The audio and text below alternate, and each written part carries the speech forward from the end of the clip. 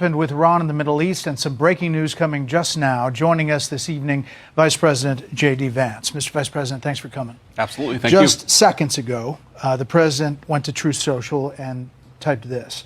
It has been fully agreed by and between Israel and Iran that there will be a complete and total ceasefire.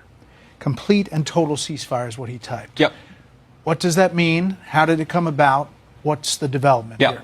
Well, we were actually working on that just as I left the White House to come over here. So that's good news that the president was able to get that across the finish line. I think what it means, Brett, is quite simple. First of all, the president, without, knock on wood, having a single American casualty, obliterated the Iranian nuclear program. We are now in a place where we weren't a week ago. A week ago, Iran was very close to having a nuclear weapon. Now, Iran is incapable of building a nuclear weapon with the equipment they have because we destroyed it.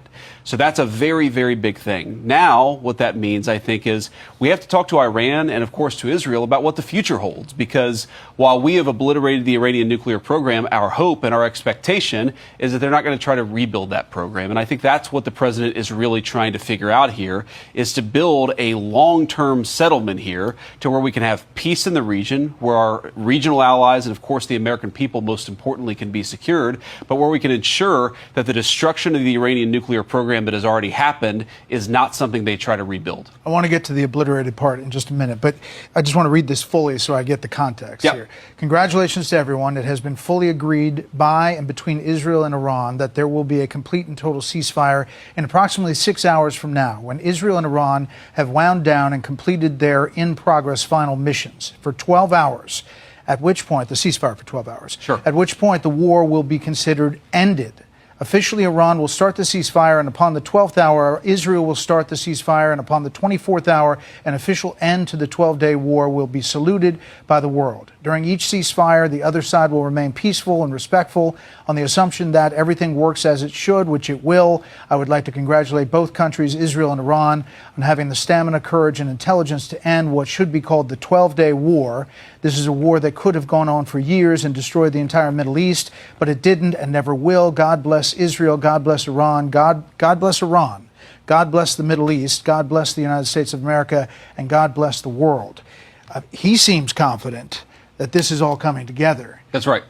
And when you left the White House, were you thinking this was all gelling here? When I left the White House, I thought that we might be able to get it across the finish line before this broadcast, and it looks like the president has been able to do that. I mean, look, he's been working the phones constantly. Frankly, before the 12-day war started, but certainly over the past 12 days, the president's been extremely clear about America's national objective here. It is to create a world where Iran cannot build a nuclear weapon. We, of course, destroyed the nuclear program that they had, and the president told the entire team, we're going to work to make sure that they don't try to rebuild that nuclear capability in the future. And it's, look, this is a great thing. For Israel, think about this. They've accomplished an important military objective.